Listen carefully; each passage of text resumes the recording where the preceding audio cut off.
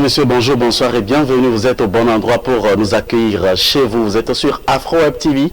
Vous avez très bien fait de nous choisir pour vous informer, surtout pour les débats qui nous rassemblent chaque mercredi, chaque samedi sur les ondes d'Afro Web TV, ainsi que sur notre chaîne YouTube Afro Web TV. Aujourd'hui, donc, nous parlerons du Mali et de la Guinée avec nos analystes et des hommes engagés pour la bonne cause, surtout pour nous donner leurs idées et parler au nom de la diaspora. Vous pouvez vous aussi participer à cette émission en composant le +1 319 462 89 79. Au micro et à la réalisation pour vous, votre humble serviteur Moïse Agbeyegan, c'est moi et c'est mon nom.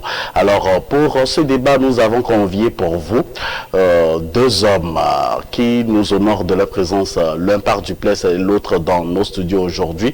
Il s'agit bien évidemment donc de Monsieur Yampapou Yambouam que nous recevons dans nos studios aujourd'hui, analyste politique, membre de la société civile, qui nous fait la gentillesse de répondre à notre invitation. Monsieur Yampapou, bonjour.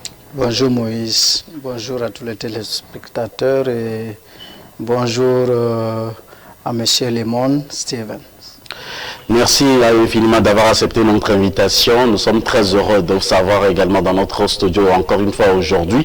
Et merci pour votre disponibilité. Monsieur Lemon Steven, acteur politique, est patron de presse également, alors un communicateur hors pair que nous recevons également dans cette émission par Duplessis. Monsieur Lemon Steve, bonjour. Bonjour, Monsieur Moïse, comment vous allez? Merci d'être là, Monsieur Yampapou. Merci aussi d'être en face de moi une seconde fois pour débattre de la situation de l'Afrique. Merci d'être là. Merci à vous aussi d'être avec nous pour ce débat concernant le Mali que nous allons aborder et que nous évoquerons en première partie de cette émission. Depuis le 9 janvier, le Mali est placé sous embargo et a perdu la semaine dernière son ancien président Ibeka Ibrahim Boubacar Keïta, dont les obsèques sont prévues ce vendredi. Cette crise au Mali a des conséquences néfastes également sur la vie économique du pays et celle de la sous-région, notamment avec ses collaborateurs comme la Côte d'Ivoire et le Sénégal.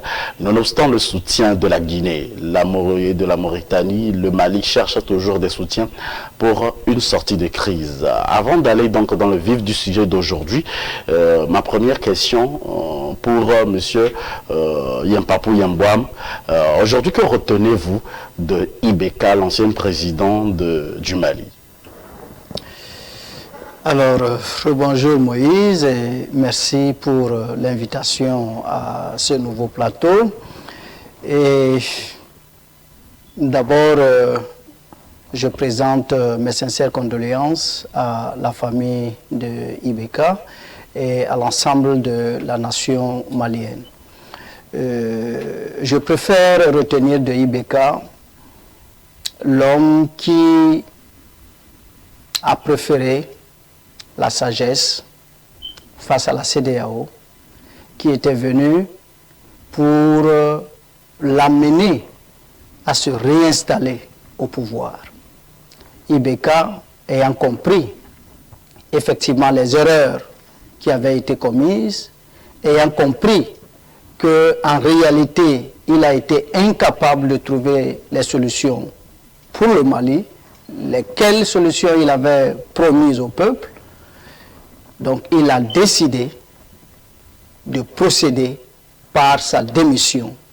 Et son discours de démission reste dans la mémoire des Maliens.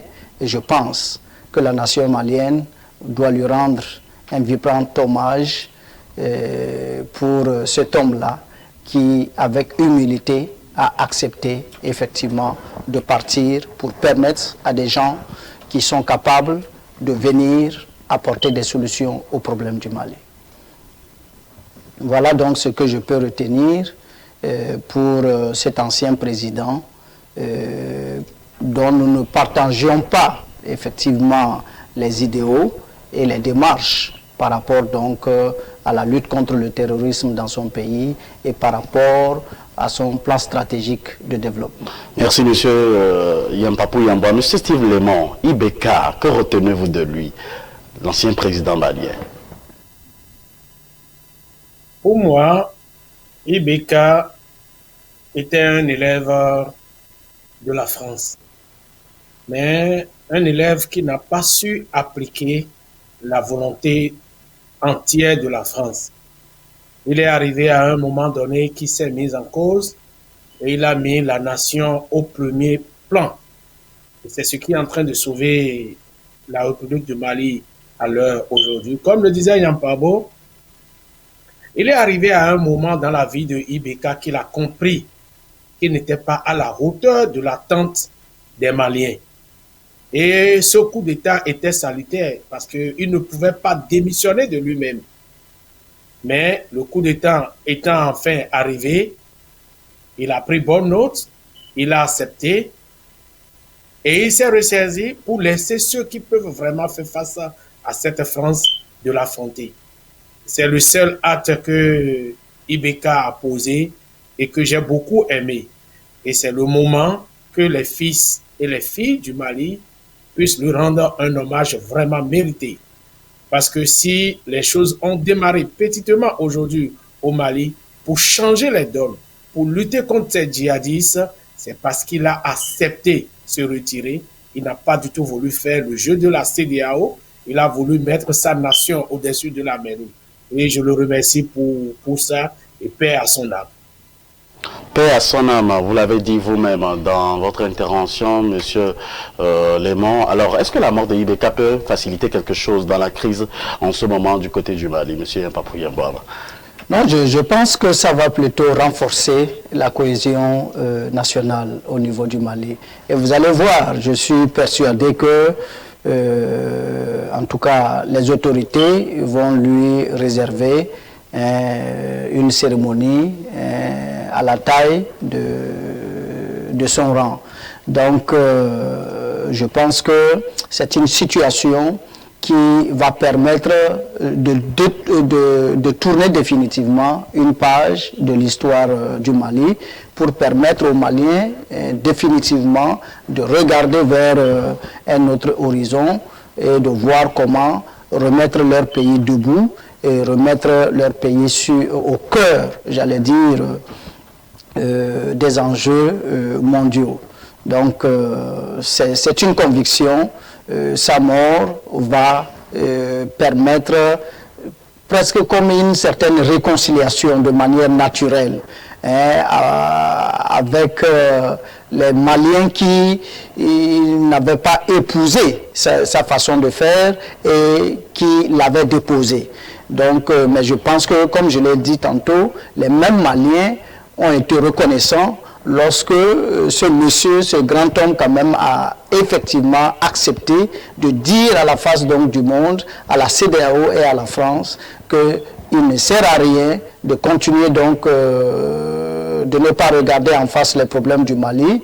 Il est conscient qu'il a échoué à apporter des solutions et que par conséquent, il démissionnait. Je crois que c'est un acte hautement salutaire que jamais les Maliens ne pourront oublier de toute leur vie. En quoi exactement la mort d'Ibeka peut faciliter ce que dit M. Yampapou Yambouaba du côté du Mali, M. Léman? Aujourd'hui, les fils et les filles du Mali ont le devoir de se donner la main. Ils ont un ennemi commun qui est la France. Et la mort de Ibeka, on dit souvent à quelque chose, malheur est bon. On déplore la mort de Ibeka pendant 16 heures, mais cette mort est comme un malheur qui viendra sauver le peuple malien et les unifier encore beaucoup plus.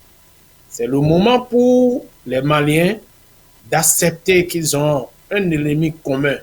L'ennemi, ce n'est pas les djihadistes. L'ennemi, c'est la France. Et l'élève de la France qui a refusé d'honorer la France et qui a accepté de laisser le pouvoir après le coup d'État, aujourd'hui qui n'y est plus, le peuple doit se donner la main. Et sa mort vient, à mon humble avis, pour unir encore une fois ce peuple qui a été déchiré pendant des décennies. Le peuple a été déchiré pendant des décennies selon M. Lemon Steve. Vous pouvez participer à cette émission en composant le plus 1 319 462 89 79. Nous sommes en live sur notre chaîne YouTube Afro Web TV, également sur nos pages et sur les réseaux sociaux. Vous pouvez nous suivre également sur le site www.afrowebtv.com. Les représentants de la diaspora malienne, largement composés de commerçants, voient bien l'impasse se profiler à l'horizon, puisqu'ils sont tellement impactés en ce moment par la crise malienne. Monsieur Yampapo, quelle est l'analyse que vous faites de la crise qui a des conséquences néfastes sur l'économie malienne? D'abord, je pense qu'il faut sortir de ce langage-là que nous proposent les médias occidentaux, dont l'intention n'est autre chose que de peser psychologiquement sur effectivement les Maliens, de façon à ce que très vite ils puissent se révolter contre leurs autorités en place et les rejeter, pour permettre justement à cette communauté internationale, j'allais dire dite internationale, de reprendre donc la main sur ce pays-là. C'est vrai, les mesures sont difficiles et ça, tout le monde le sait. Tout le monde sait que si effectivement ces mesures vont être appliquées de façon énergique, telles qu'elles ont été annoncées, ça va effectivement être difficile pour le Mali de tenir. Bien que la transition a défini effectivement une feuille de route pour permettre quand même l'approvisionnement du pays à travers la Mauritanie et l'Algérie et la Guinée. Mais vous savez, même la Guinée, qui est, j'allais dire, plus proche de, comment on appelle ça, du Mali, c'est, quand vous voyez, c'est au moins à plus de 1000 km, je crois. Donc la distance quand même est énorme pour rallier donc le port de Conakry. Et vous savez que la Mauritanie est encore beaucoup plus loin, et en tout cas le port d'Algérie est encore un peu, par rapport donc à celui donc de la Guinée, est encore un peu plus loin, hein, même si c'est un peu plus proche par rapport donc à la Mauritanie. Donc les coûts de transport seront tels que effectivement il risque d'avoir une certaine inflation très tôt au Mali. Et donc c'est sur ces aspects-là, sur ce phénomène-là, que les médias occidentaux matin, midi et soir sur leur chaîne pour faire comprendre effectivement que le Mali ne peut pas tenir même une semaine, etc., etc. Mais vous savez, chaque peuple doit être à la hauteur de sa destinée. Vous ne pouvez pas vouloir avoir en même temps le pain, le beurre et l'argent du beurre. C'est parfois très difficile. Parfois, vous êtes obligé d'opérer par, j'allais dire, échelonnement des priorités. Et je crois que la priorité des priorités des Maliens aujourd'hui, c'est d'abord même le droit à la vie. Voilà, les Maliens veulent d'abord avoir le droit à la vie, c'est-à-dire vivre comme nous autres, comme toi et moi aujourd'hui. Et c'est pour cela que la transition estime qu'il faut d'abord effectivement restaurer l'intégrité de l'État sur l'ensemble du territoire et faire en sorte que les Maliens un matin ne se réveillent pas avec la peur au ventre en se demandant si aujourd'hui il aura la chance de retourner à la maison en vie. Donc voilà des questions quand même importantes. Et face à un tel défi, effectivement, il va falloir que le peuple se resserre les ceintures. C'est vrai, ça va être effectivement difficile. Mais aujourd'hui, il faut quand même noter un certain nombre de choses. Il y a déjà cette chance que l'Algérie, la Guinée et la Mauritanie ouvrent effectivement leurs frontières à ce pays-là, ce qui va permettre énormément, étant donné que c'est des zones portuaires, ça va permettre effectivement, avec un plan minutieusement détaillé et avec l'aide financière proposée par l'Algérie, de permettre quand même à cet État-là de pouvoir tenir pendant un bon bout de temps, avant que la solution définitive ne soit trouvée. Deuxième chose, il y a que les peuples de la CEDEAO, n'étant pas d'accord effectivement avec ces mesures-là, dans les prochains jours, vont développer effectivement des initiatives qui vont empêcher effectivement leurs États à mettre en application ces résolutions. Vous avez certainement déjà vu les informations circuler du côté du Burkina Faso. On menace de paralyser complètement les multinationales françaises, notamment Total, Elf et tout ce que vous voulez. Et que tant que, effectivement, on ne va pas lever l'embargo sur le Mali, et aussi ne lèveront pas l'embargo sur, justement, le boycott de ces produits-là. Donc, je pense que l'un dans l'autre, ça va mettre suffisamment quand même de pression à nos chefs d'État pour qu'ils comprennent que c'est une mesure véritablement impopulaire. Impopulaire d'abord parce que les décisions qu'ils ont prises ont même des conséquences sur l'ensemble des pays même de la CEDEAO. Ce n'est pas uniquement que sur le Mali. La dernière fois, je vous le disais, mais dans mon pays, le Togo par exemple, où les bonnes dames et tous ceux-là qui commercent avec le Mali, qui s'en vont importer le bazin du Mali et qui vivent de cela.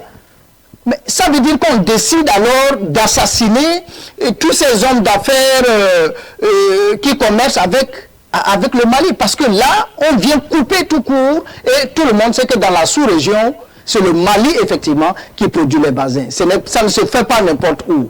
Voilà une réalité. On ne peut pas se permettre de dire que c'est le Mali qui est en faute et prendre des décisions qui vont quand même avoir des conséquences sur les populations des pays qui n'ont absolument rien à voir avec la crise malienne. Donc il y a ces paramètres-là qu'il faut prendre en considération. Et comme je vous le disais, de notre côté aussi au Togo, c'est vrai, nous, selon notre principe de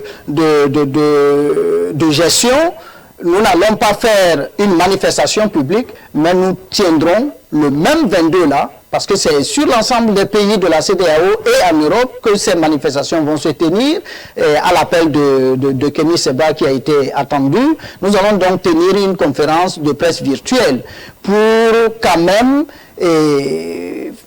mettre de la lumière sur cette question donc du Mali et appeler effectivement le gouvernement togolais et la CEDEAO à ne pas du tout mettre en application cette décision inique, injuste et inqualifiable pour un peuple déjà suffisamment meurtri. D'après le président Alassane Ouattara, c'est le quinquennat dit par la junte qui dérange tellement la CEDEAO, la communauté internationale, qui a même proposé donc aux autorités maliennes en ce moment de revoir au fait leurs propositions. Monsieur Steve Lemon, qu'en dites-vous?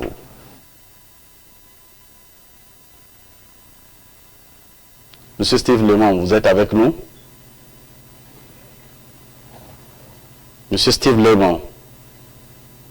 Il semble qu'il y a, monsieur Steve Lemon, un petit problème de connexion. Monsieur Yampapou Yamba, vous allez répondre à la question posée. Oui. En réalité, les gens veulent jouer au chat et à la souris. Et ce que Alassane Ouattara dit, ça ne fait pas sérieux. Vous savez, lorsque la transition malienne a organisé les assises nationales, et ils ont fait donc les conclusions, lesquelles conclusions ont fait l'objet de missions, d'accord, qui a fait que le président, justement, Assimi Goïta, a envoyé des émissaires auprès de tous les présidents des pays de la CEDEAO pour leur expliquer le travail qui a été fait. Donc en retour, la transition malienne attendait effectivement que la CEDEAO leur revienne avec peut-être des contre-propositions ou alors des avis sur ce que eux, ils ont produit comme chronogramme. Comme je vous le disais donc à l'émission passée, les 5 ans qui ont été proposés n'ont pas été proposés sur un coup de tête. D'accord? Les gens ont déroulé un chronogramme précis par rapport justement à la menace djihadiste, donc au retour de la sécurité et la paix dans le pays, avec un plan détaillé. D'accord? Sur combien de temps ça va faire? On a dit, nous voulons relire la Constitution. Oui, monsieur Yampapou Yambam, 5 ans c'est trop quand même. Mais en quoi vous dites que 5 ans est trop? Est-ce que vous vous imaginez, 5 ans c'est quoi? Déjà, je vous pose une question. Quand bien même c'est seulement le nord du Mali qui était en problème et que la France est intervenue, tout le monde se disait qu'au bout d'un an, d'ailleurs c'était leur mission au niveau des Nations Unies, que tout ceci devait se régler.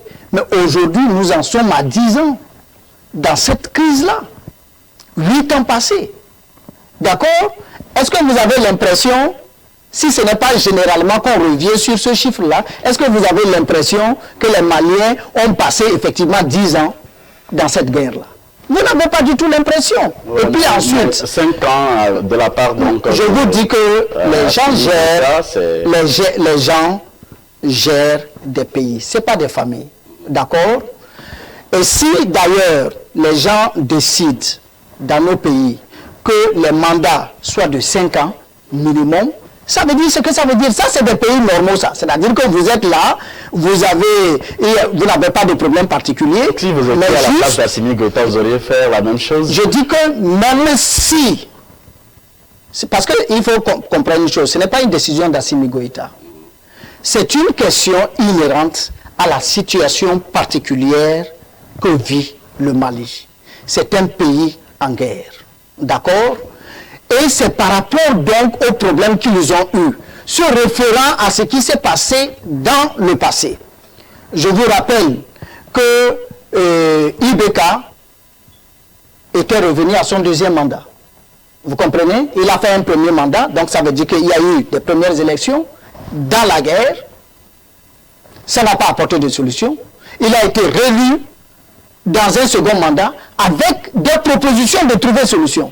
Et c'est ne trouvant pas solution à ça, ajouté au problème de la corruption et tout ce qui est entouré donc cette crise-là, que la population est sortie pour dire qu'il dégage. Maintenant, la même population s'assoit pour dire, ok, nous n'allons plus commettre les mêmes erreurs.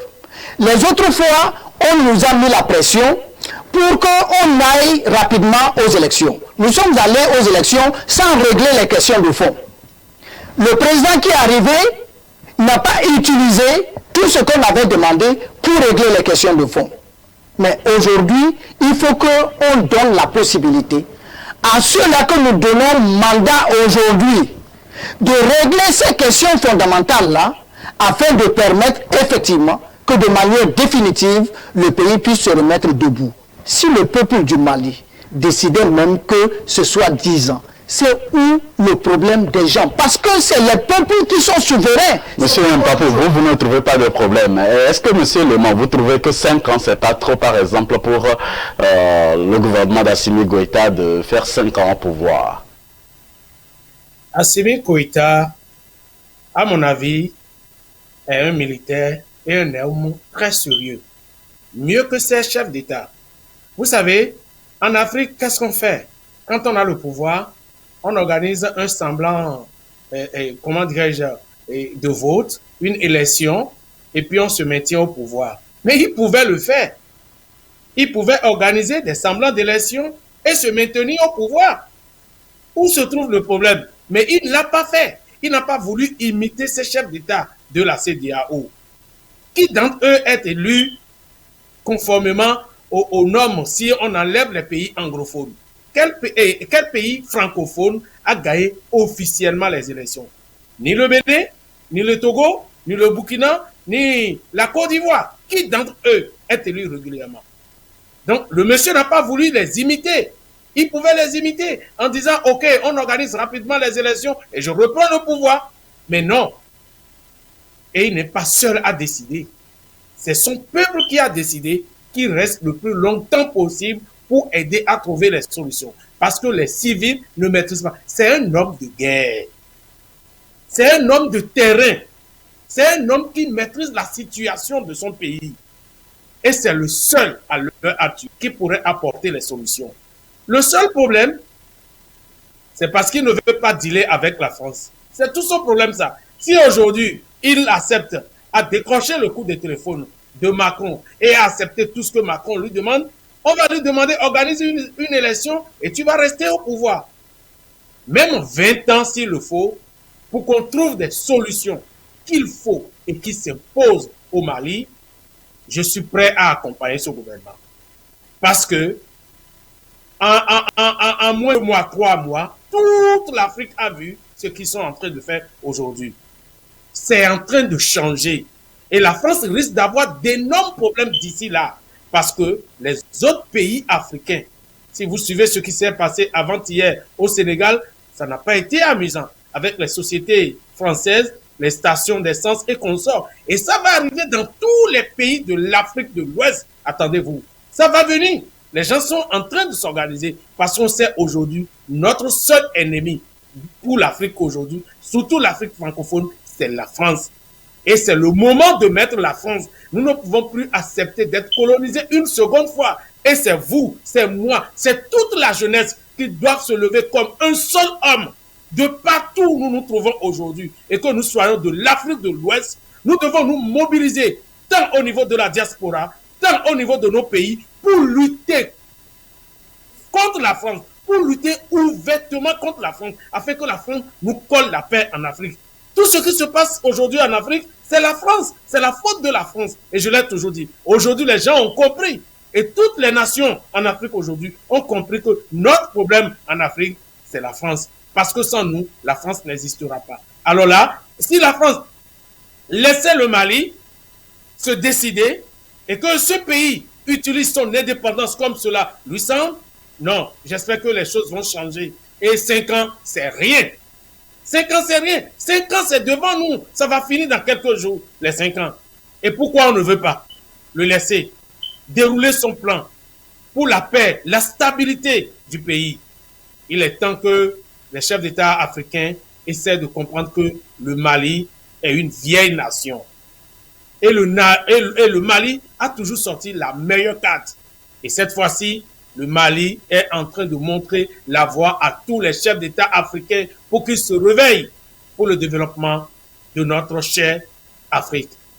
Alors, M. Mpapou Yambouama, à cette allure, est-ce que le Mali peut contourner les sanctions de la CEDEAO, puisqu'aujourd'hui, la vie devient un peu dure du côté du Mali?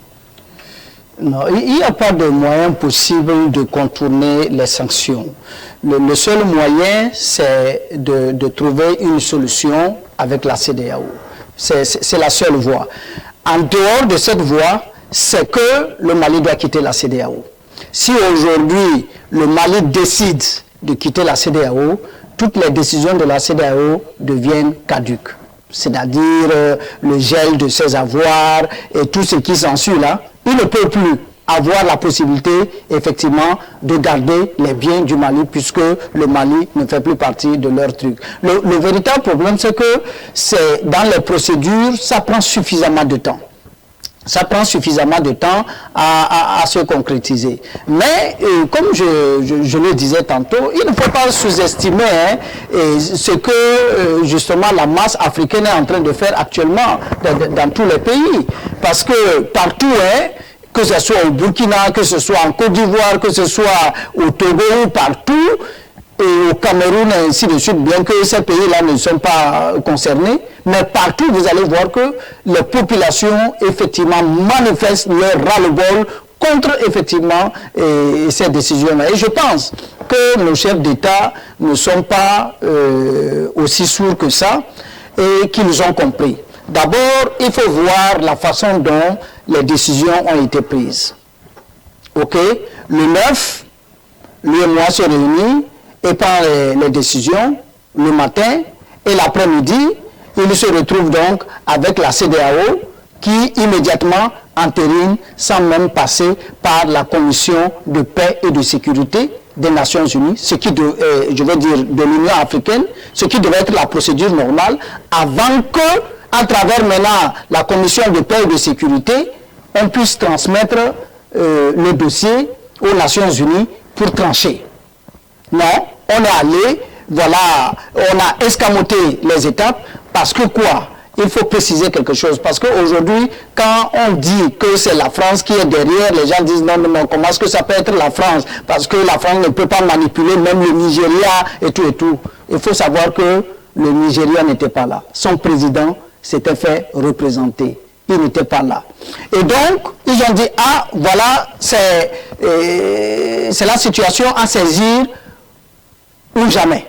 Voilà ce qui a créé donc la précipitation pour sortir effectivement cette décision-là. Sinon, mais vous savez que le Nigeria ne peut jamais s'associer à une telle situation. Ils sont en bras de fer avec la France depuis sur cette question de l'écho-là. Et qui fait qu'aujourd'hui, l'écho qu'ils ont pris comme décision en Côte d'Ivoire entre Ouattara et Macron, et cet écho-là ne voit jamais le jour. D'accord? Donc, moi, je pense que c'est des choses que les Africains doivent savoir. Et en même temps, on s'en va auprès donc des Nations Unies, parce que l'objectif, c'était, comme la France l'avait annoncé, d'accord, d'asphyxier totalement, d'isoler totalement le Mali pour véritablement assassiner un peuple debout, comme il avait fait justement avec le Burkina Faso. Et malheureusement pour eux, au Conseil des Nations Unies, la Russie et la Chine ont bloqué justement leur feuille de route. Voilà pourquoi maintenant le secrétaire général des Nations Unies revient maintenant sur ses pas et dit que non, il faut que la transition propose un calendrier acceptable. Comme si le Mali n'était pas dans une position de négociation. D'ailleurs, vous avez suivi le discours de Assimi Goïta. Ce discours-là, c'était terminé. Malgré la prise des sanctions, ce discours-là, c'était terminé par la main tendue. En disant, mais nous, on s'attendait à ce qu'on nous appelle pour nous dire, nous voulons négocier. Mais à la façon dont les choses se sont passées, le non-respect des procédures et des règles de la CEDEAO même montre qu'en réalité, il y a des puissances extra-régionales qui font de la manipulation derrière ce dossier-là. Et tout le monde a vu comment Le Drian a annoncé les choses. Le Drian, dans un premier temps, avait pris la parole pour annoncer une première fois ses décisions et effectivement ça avait tenu. Ensuite, le 31, il a dit la CEDEAO va prendre des décisions. Effectivement, le 9, la CEDEAO prend des décisions. Donc, quand vous regardez tout ceci, personne n'est enfant aujourd'hui pour comprendre effectivement que c'est la France qui manipule de derrière. Et aujourd'hui, il faut comprendre une chose importante. Regardez, depuis que la Russie a fourni l'armement nécessaire aux Maliens, est-ce que vous entendez encore chaque jour les attentats au Mali comme on en avait l'habitude? Et mieux, compte tenu de cette terreur-là qu'on inflige aux terroristes, les terroristes maintenant se déplacent. Et on tente maintenant de rentrer dans d'autres pays, tels que le Bénin, tels que le Togo. Et le Burkina, on n'en parle pas. Le Burkina est devenu la porte grande ouverte pour le terrorisme, à telle enseigne que le pays est totalement à terre. Est-ce que c'est de ça que nous voulons? Voilà la situation. Voilà les résultats de manière concrète. Et même, pour être objectif, je vais vous donner deux chiffres. Par rapport au fait que la transition a fait appel à la Russie, il faut faire observer que l'intervention française au Mali coûtait plus de 900 millions de dollars aux Maliens chaque année. Et avec la Russie qui arrive avec tous les moyens qu'il faut, ils sont à 400 millions. Selon vous, si vous êtes par exemple le président du Mali, quel serait votre choix? Voilà des gens qui viennent nous siphonner chaque année 1 milliard de francs CFA. Mais imaginez, par mois, 1 milliard de francs CFA par mois. Faites le calcul vous-même sur les 8 années de guerre que la France a menées au Mali. Et mais les chiffres sont effroyables. Ça fait froid au dos. Et donc, que les gens viennent nous faire comprendre qu'ils sont là pour lutter contre le terrorisme, écoutez, c'est trop facile. Donc, je vous en prie, il va falloir que les Africains, effectivement, aillent aux sources, qu'ils comprennent réellement les différents enjeux et qu'ils comprennent surtout pourquoi la France a refusé de permettre que le G5 Sahel soit l'entité réelle qui pilote la guerre du terrorisme au Sahel en refusant justement aux Nations Unies de donner le matériel directement aux pays du Sahel au lieu d'envoyer donc les soldats français. Alors, Monsieur Lemond, dites-nous, quels sont les enjeux de cette collaboration entre le Mali et la Russie, puisque la France voit son désavantage direct à travers cette collaboration? Je vais vous poser une question. Si Kadhafi était vivant, est-ce que tout ce qui se passe en Afrique aujourd'hui pouvait se passer? C'est impossible. Qui a assassiné Kadhafi? Qui a monté le plan d'assassinat de Kadhafi? C'est toujours la même personne. Retournons un peu en arrière. Dans les années 80, où les choses devaient commencer par changer véritablement dans l'Afrique de l'Ouest, il y avait un jeune homme, en son temps, capitaine de son État, Thomas Sankara. Il a été assassiné. Par l'aide de qui? Par l'aide de la Côte d'Ivoire, demandée par la France. Si Sankara était encore vivant, Kadhafi était encore vivant, est-ce que tous les problèmes que nous avons aujourd'hui sur le continent africain, nous pouvons le vivre avec ces djihadistes? Ce n'est pas possible. Les djihadistes là viennent d'où? C'est la question première qu'il faut se poser. Si ce n'est pas après l'assassinat de Kadhafi que la France s'organise autrement pour détruire le reste de l'Afrique, afin de pouvoir piller. Si l'Afrique ne se débarrasse pas de la France, l'Afrique n'aura jamais la paix.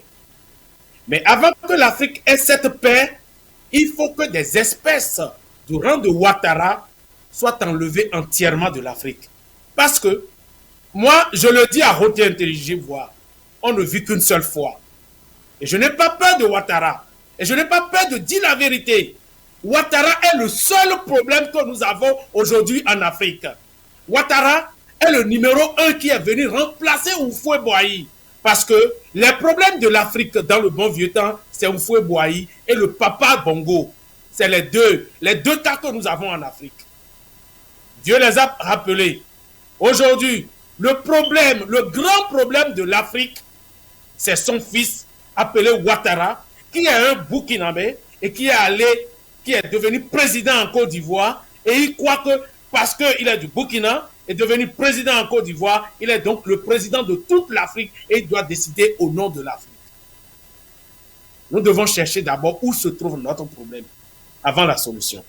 La solution aujourd'hui avec la Russie, c'est la seule porte ouverte. La seule porte ouverte à tous les États africains de signer et de sceller des accords avec la Chine, avec la Russie, pour aller contre cette France. Parce que, qu'on veuille aujourd'hui, je le dirai, je suis américain, je le dirai, je n'ai pas peur de le dire, c'est parce que la France a le soutien des États-Unis qui se permet de faire tout ce qu'il est en train de faire.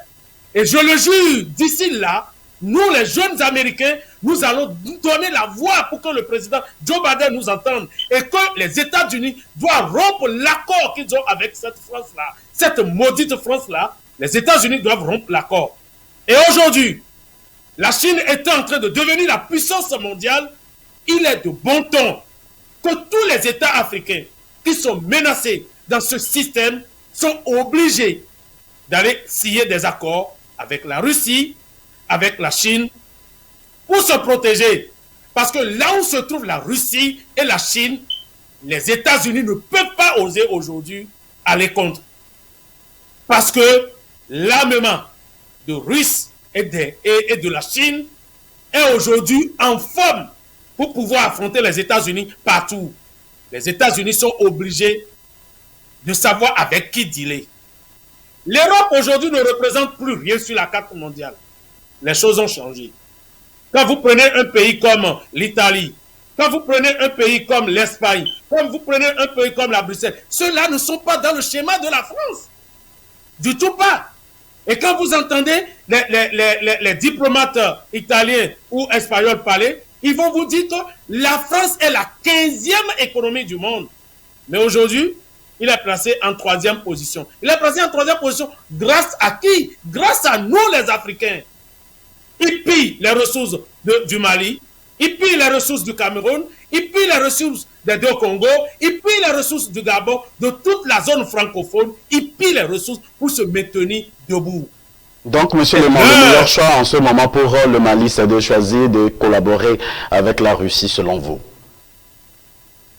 C'est seulement collaborer, signer un pacte avec la Russie pour aller ouvertement. Il n'y a même pas de négociation. Je ne vois même pas quelle négociation aujourd'hui le Mali a à avoir avec la France. Regardez vous-même. À part les collaborations, monsieur le je ne vous arrête pas, mais à part les collaborations entre le... On doit nous dire, entre Macron et puis Ouattara, qui est la femme et qui est le mari. Parce qu'ils sont en couple. Mais on doit nous dire qui est le mari et qui est la femme et qui donne les ordres à qui. Il faut qu'on nous explique ça. Parce que quand ils s'entendent entre eux pour déchirer l'Afrique, Ouattara doit savoir quelque chose. L'Afrique doit revenir aux Africains. Et les Africains ne peuvent pas accepter que la France essaie de les coloniser encore une seconde fois. Et c'est pour cette raison, je ne demande pas seulement au Mali, à tous les pays de la zone francophone, de s'unir et de se parler en un seul homme pour signer un pacte définitif avec la Russie et la Chine. Et vous verrez que les problèmes en Afrique vont cesser à jamais. Monsieur Lemon, monsieur Mpapo, on a l'impression que lorsque les Africains se retrouvent à la diaspora, je vais faire une petite digression si vous permettez, lorsque les Africains se retrouvent à la diaspora et vivent à la diaspora, ont une double nationalité, changent de mentalité, et ce qui leur permet, par exemple, ce que vous dites aujourd'hui, de la part des gouvernants aujourd'hui, on considère la diaspora comme l'opposition. Ce n'est pas votre manière de parler ou votre position qui permet également au gouvernement de vous positionner de telle façon, monsieur Mpapo Yambouam, puisque aujourd'hui vous avez une double nationalité, vous vivez du côté donc des États-Unis, et quelle est votre impression là-dessus, puisque c'est une question qui tourne autour de chaque jour avec tous les Africains? Je respecte tous ceux-là qui ont fait le choix de la double nationalité, ce qui n'est pas mon cas. Oui. Je choisis de porter la nationalité de mon pays parce que je suis fier d'être de mon pays. Et je crois que même ceux-là qui ont pris la double nationalité ne renient pas également leur pays. Et la position des membres de la diaspora face aux questions africaines n'est pas une position du reste différente de la jeunesse en Afrique. Et quand vous voyez aujourd'hui dans nos pays, mais les gens sur les réseaux sociaux, les gens n'ont pas leur langue. Oui, mais la réalité est différente, monsieur Mpapo. Lorsqu'on se trouve à la diaspora, les choses sont un peu plus différentes. Oui, les choses sont différentes. Pourquoi? Parce qu'il n'y a pas d'autorité togolaise ici, il n'y a pas d'autorité malienne pour nous attaquer et tout. D'accord? C'est la seule différence fondamentale que je peux voir. Mais la diaspora, je ne pense pas que leurs opinions se sont forgés seulement lorsqu'ils sont venus justement dans la diaspora. Si tu nais quelqu'un de juste, tu l'es depuis le départ. Ok? Et aujourd'hui, il suffit seulement de regarder comment partout dans nos pays, les jeunes bravent la mort pour réclamer des idéaux démocratiques. Combien de jeunes sont morts dans nos pays au nom de la démocratie par rapport aux contestations des élections? D'abord, pour y revenir, puisque l'on nous fait comprendre que le Mali s'est mis en marge, d'accord, des principes démocratiques, c'est ce qui nous vaut justement l'ensemble de toutes ces sanctions. Je voudrais juste faire certains constats. La même CEDEAO qu'on a utilisée pour mater le Mali aujourd'hui, la Cour de justice de la CEDEAO a condamné l'État de Côte d'Ivoire dans l'affaire l'opposant à Guillaume Soro. Qu'est-ce que la Côte d'Ivoire a fait? La Côte d'Ivoire n'a pas appliqué les décisions de cette cour-là. Et pourtant, c'est une cour de la CEDEAO. Qu'est-ce que la CEDEAO a fait par rapport à ça? Absolument rien. Blé Goudé a été blanchi, relaxé, dans une poursuite inutile qui a fait qu'on lui a pris plus de 10 ans de sa vie. Aujourd'hui, Blé Goudé, est-ce qu'on peut nous dire ce que Blé Goudé fait dehors que d'être en Côte d'Ivoire? C'est ça la démocratie. Je vais donner un autre exemple. Aujourd'hui, au Burkina Faso, on est en train de reporter les élections communales pour la 2e fois. Est-ce que vous êtes au courant? Et l'argument avancé, c'est l'insécurité. Come on, les amis. On n'a pas besoin d'être de la diaspora pour quand même décrier de telles injustices. Voilà un président comme ça qui dit que les conditions ne sont pas réunies dans son pays pour organiser des élections qu'il avait déjà repoussées une première fois, qu'il repousse une seconde fois, et ce président-là s'en va s'asseoir avec ses camarades chefs d'État pour décider de telles sanctions lourdes contre un peuple qui a décidé qu'il faut qu'il ait la paix d'abord avant les élections dans son pays. Non, il y a quelque chose qui ne va pas. Ça n'a absolument rien à voir avec la diaspora. Et vous savez, la plupart du temps, mes points de vue ne coïncident même pas avec beaucoup de gens de la diaspora. Mais là, sur les questions principielles du Mali, parce que ça fait partie des principes, aucun droit international ne peut violer le principe du droit d'un peuple à se déterminer par lui-même. C'est ce qu'on appelle la souveraineté. Tous les peuples sont la source de la souveraineté de leur pays. Le 14, lorsque tout le Mali est sorti, ce n'est pas seulement à Bamako. Vous avez vu les reportages complets. Et vous avez même vu quelque chose certainement qui vous a étonné. Même les Touaregs, qu'on nous présentait comme étant les terroristes, étaient là. Même les gens de Kidal sont sortis pour soutenir cette transition-là. Mais au nom de quoi on peut continuer de dire que ce gouvernement de transition est illégitime, est illégal? Au nom de quoi? Au nom de quoi on peut demander, on peut dire que le peuple du Mali n'a pas le droit de s'auto-déterminer? Si aujourd'hui le peuple du Mali dit nous ne voulons pas de la démocratie, nous voulons vivre dans la monarchie ou n'importe quel autre système, aucun pays au monde ne peut leur opposer cela.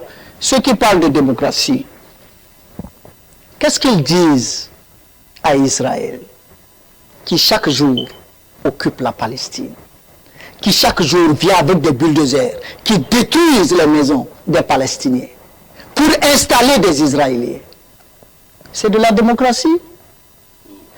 Ce qui se passe partout dans le monde, on a vu cette histoire par exemple du vaccin. Tout le monde sait que ça ne marche pas. Mais on dit vous allez vous vacciner, obligatoirement. Je vous donne des exemples. Raoul Didier a sorti une étude la dernière fois où des pays, par exemple comme Israël, a au moins fait 90% de vaccination de sa population. Mais c'est là-bas encore que ça fait rage. C'est ça. Mon frère, quand on parle de dictature, c'est la vraie dictature.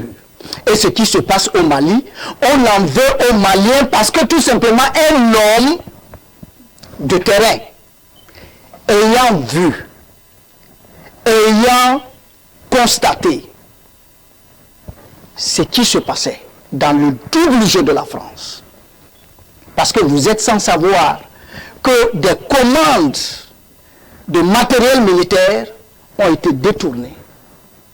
Vous êtes sans savoir que les militaires maliens étaient pratiquement sous embargo, sans armes, contre des djihadistes, qu'on arme chaque jour et dont on améliore la performance de l'armement. Et on vous demande, dans votre propre pays, pour une autorité qui veut aller dans un territoire de son pays, on lui demande de demander l'autorisation de la France. Voilà les vérités qui fâchent. Et c'est cela que Assimi Goïta a dit. Si les Africains ne le savent pas, je vous le dis aujourd'hui. Assimi Goïta a adressé, d'abord ils ont cherché à comprendre pourquoi on peut être dans notre pays et pour aller sur un de nos territoires, on doit demander l'autorisation à la France. Ils ont cherché pour voir les accords que leur président avait signés avec la France. Pour comprendre ce qui se passe dedans, quoi. Ça et ils cherchent avec la France. Non, et ils cherchent, ils ne trouvent pas. Et c'est en France qu'on fait la demande. Donc l'original du contrat là, c'est en France qu'ils ont retrouvé ça. Et ils disent ok, nous on ne peut pas continuer de vous demander la permission pour survoler notre territoire. C'est à prendre ou à laisser. Ce contrat là, nous l'avons relu. Donc ils ont fait un nouveau truc qu'ils ont envoyé à Paris. Voilà ce que Macron n'a pas accepté. Voilà les véritables enjeux, les véritables problèmes qu'on ne nous dit pas.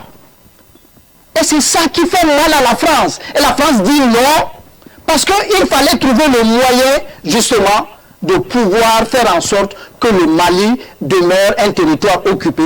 Il fallait fractionner le Mali, comme on tente de fractionner le Cameroun aujourd'hui, pour en faire deux États. Et comme ça, ils font leur alliance avec les Touaregs, ils pillent le pays là-bas.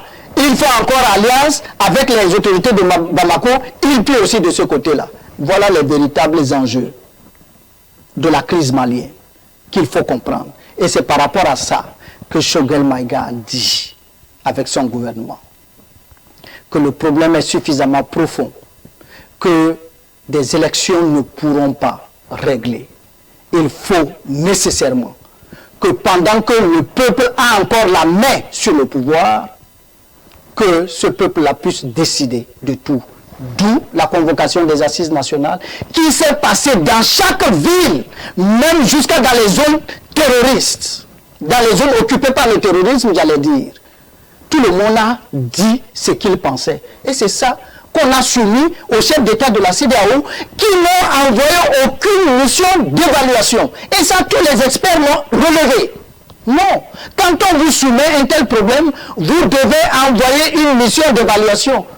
Depuis le début, qu'est-ce qu'on nous fait comprendre? On envoie Goodluck Jonathan, un ancien président, il arrive, à peine il a le temps même de parler avec justement les autorités, et après il reprend son avion, Il ne prend même pas le temps d'aller, de descendre sur le terrain. Or, il faut une mission d'évaluation qui doit aller sur le terrain, qui doit évaluer, qui doit comprendre le problème du Mali avant de revenir faire le rapport au chef d'État. Ce sont ces rapports, ces faux rapports-là qu'on revient faire au chef d'État qui les détourne, qui les fait perdre et qui explique effectivement les décisions vraiment bizarres qu'on a prises contre le peuple du Mali et contre les peuples donc de toute la CEDEAO. Merci monsieur Mpapou. Alors monsieur Lemon, ma question pour vous est de savoir si par exemple la collaboration entre la Russie, le Mali en laissant par exemple la France pour la Russie ne profite pas à l'horizon une guerre entre la France et la Russie.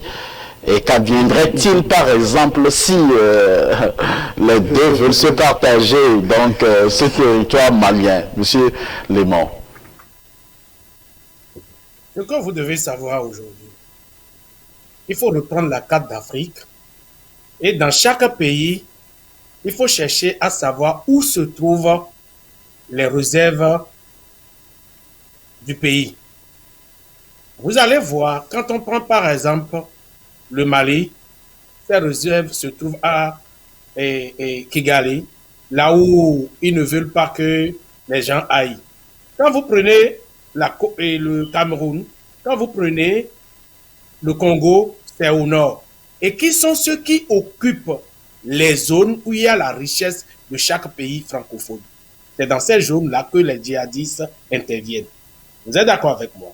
Maintenant, qui aime ces djihadistes-là? Ils trouvent l'argent où? C'est la France. Je vous dis, à mon âme et conscience, en tant qu'Américain, s'il y a une guerre entre la France et la Russie, et on invite, je vais me présenter, je vais mobiliser pour qu'on aille prendre les armes avec la Russie pour lutter contre la France. Par conséquent, et comme je le disais, c'est maintenant, ce n'est pas demain, c'est maintenant que toute l'Afrique doit s'unir et signer un pacte avec la Russie et la Chine pour lutter contre cette France-là. Je suis pour cette guerre entre la France et la Russie parce qu'il faut quelqu'un pour donner une bonne leçon à la France.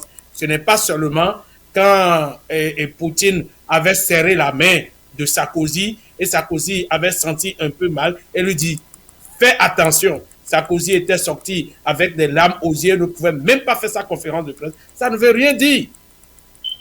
Maintenant que cette phrase-là soit frappée une fois, et il saura ce que ça veut dire, fournir des armes aux gens pour aller tuer des peuples.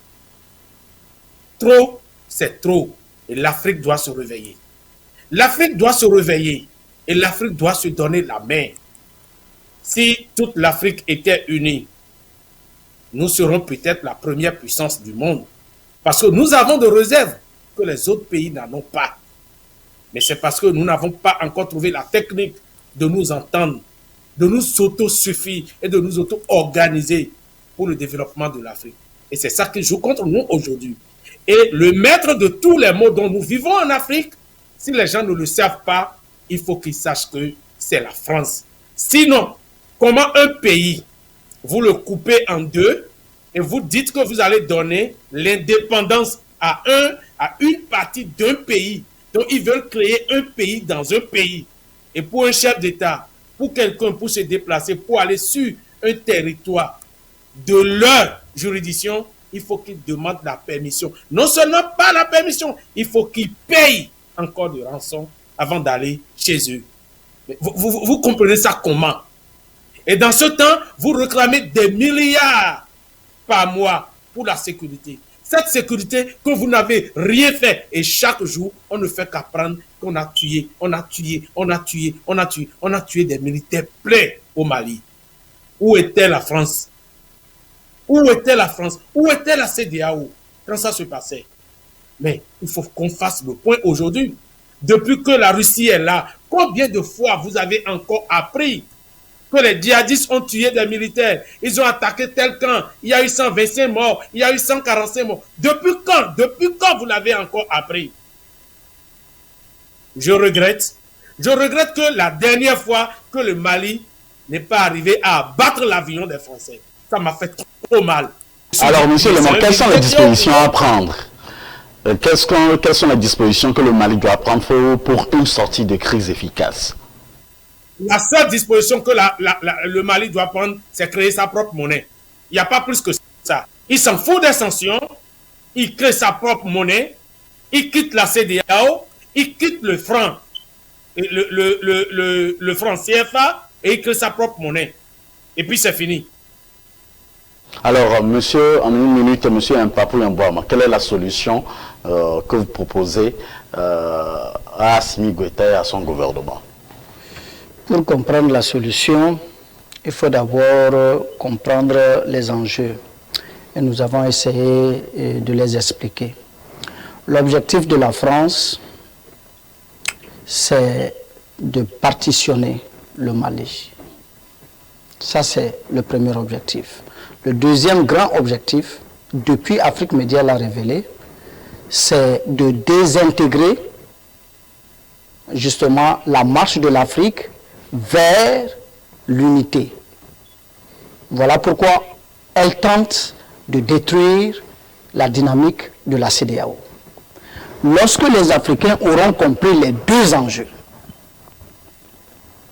dans un premier temps, la CEDEAO a, à travers cette commission spécialisée, décidé de mettre sur pied une monnaie unique qu'ils ont appelée ECO. Et tous les pays, même anglophones, devaient se retrouver dedans. La France est levée et allée en Côte d'Ivoire, et avec Ouattara, à Metoualo, ils ont pris le nom de l'ECO que la CEDEAO a choisi pour décider d'en faire une monnaie de l'UEMOA. Et ça, c'est déjà un problème. Vous avez écouté tous les experts, fonctionnaires de la CEDEAO qui en son temps étaient sortis pour dire non. Ce que la France et la Côte d'Ivoire ont annoncé, ça n'a rien à voir avec les principes de la monnaie que nous, on avait prise. Donc, à travers là déjà, la France a réussi à couper l'élan de la CEDEAO. Maintenant, il faut casser définitivement la CEDEAO. En décidant justement de ces sanctions-là, vous avez vu que automatiquement, la Guinée a décidé de ne pas respecter. Si aujourd'hui, même la Guinée et le Mali seulement décident de quitter la CEDEAO, ça veut dire que la CEDEAO n'est plus la CEDEAO, en tout cas qu'on connaissait. Il reste quand même d'autres. Oui, il reste d'autres, mais au moment où vous voulez unir tout le monde, d'autre part, ça veut dire que c'est un échec. C'est ce que ça veut dire de manière claire. Et vous allez voir que depuis là, par exemple la question de la monnaie, personne n'en parle plus au niveau de la CEDEAO. Ce sera-t-elle la solution? Ça doit être la solution. Et c'est pourquoi j'ai dit que les jeunesses africaines doivent faire en sorte que ce projet ne tombe jamais. Il faut qu'on oblige nos chefs d'État à revenir à cet écho-là de la CEDEAO et non l'écho de Ouattara et de Macron. Ça, c'est un. Deuxième chose, le Mali doit rester dans la CEDEAO. Parce qu'on ne doit pas tomber dans les erreurs. Nous devons mettre suffisamment de pression sur le chef d'État pour que les sanctions-là soient levées. C'est la seule solution. Si nous voulons vraiment aider le Mali, nous devons aider le Mali à rester au sein de la CEDEAO et non à quitter la CEDEAO. Et s'il doit avoir une monnaie à fabriquer, ça doit être au sein de la CEDEAO, au lieu que chaque pays individuellement se lève pour créer sa propre monnaie. Quand on regarde donc le monde entier, c'est les grands ensembles qui se mettent ensemble pour avoir des dynamiques. Et aujourd'hui, le dollar qu'on utilise, ce n'est que du papier. Et je vous informe que, vous voyez la crypto-monnaie qu'on a inventée aujourd'hui et tout ça là, ça fait partie du plan pour effectivement détruire l'Afrique. On va faire en sorte que les Africains versent dans cette histoire-là, et puis finalement, tout le monde oublie cette question-là de monnaie qu'il fallait faire pour pouvoir contrebalancer le poids du monde entier. Mon ami l'avait dit, la coopération avec les États-Unis, c'est celle-là qui fait le plus mal à l'Afrique. Parce que cette coopération entre la France et les États-Unis, la France n'est rien, tout c'est les États-Unis qui donnent. Donc, il faut tout faire pour amener effectivement cette amitié-là à se briser. Et nous allons juste renouveler notre appel pour le 22 janvier, que les Africains du monde entier, selon leurs possibilités, qu'ils manifestent leur soutien au peuple malien et à la transition.